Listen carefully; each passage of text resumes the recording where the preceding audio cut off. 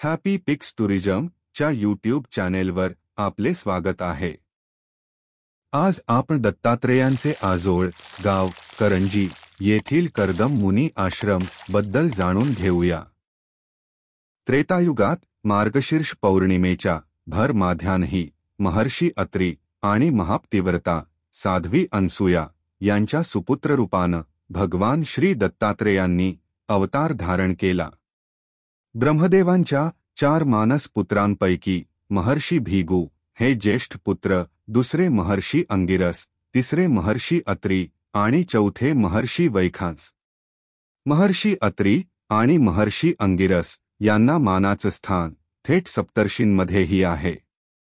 साक्षात श्रीलक्ष्मी मातेचे पुत्र असलेल्या कर्दम मुनी आणि देवाहुती यांची सुकन्या म्हणजेच महर्षी अत्रींची पत्नी महासाध्वी माता अनसूया।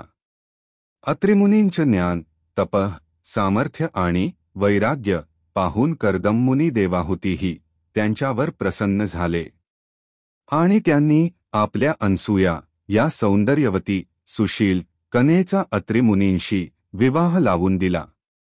अनसूया म्हणजे असूयारहित अशा या महान सती श्रीअनसूयेचं माहेर अर्थात श्रीदत्त प्रभूंचं आजोळ महर्षी कर्दम मुनींचा आश्रम आहे।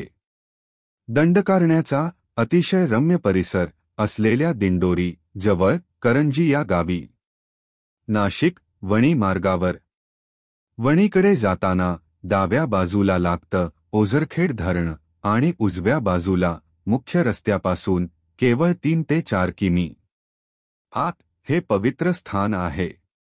यालाच निर्जल मठ असंही म्हणतात।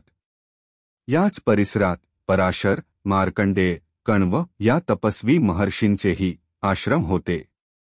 साक्षात श्रीकृष्णानं ज्यांचं वर्णन सिद्धाना कपिलो मुनियः असं केलंय त्या कपिल मुनींनी ही या स्थानी तपश्चर्या केलेली आहे। श्रीदत्त प्रभूंची पद्मासनस्थित मूर्ती अन्यत्र कोठेही पाहायला मिळत नाही।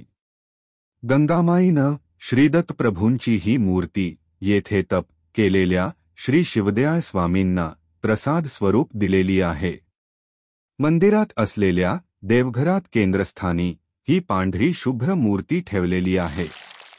इथे आणखी एक आश्चर्य असं पाहायला मिळालं की परिसरात असलेले सगळे कुत्रे दुपारी 12च्या आरतीला देवळाच्या गाभायाच्या आत जमतात आणि आरती संपल्यावर निघून जातात।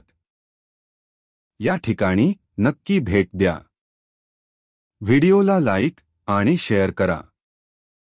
आम्ही लवकरच नवीन व्हिडिओसह परत येऊ।